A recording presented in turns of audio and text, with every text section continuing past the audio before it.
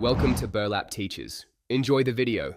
In this video, I will show how to connect Gamecontroller. Begin with both devices powered on, then put the controller into pairing mode and watch for its LED to blink fast. On your console or PC, open Bluetooth settings, find the controller name, and select it to pair. If prompted, confirm any passcode or prompt. Test inputs quickly to verify full connection and responsiveness. Connect wired by plugging the controller into a powered USB port with a known good cable, which often resolves detection issues instantly.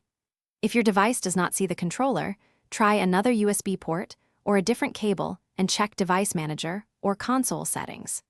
Installing the controller's firmware or drivers can unlock features and improve stability. Keep your controller charged and use cable adapters only if they support data transfer, not just power. When things go wrong, start with the basics.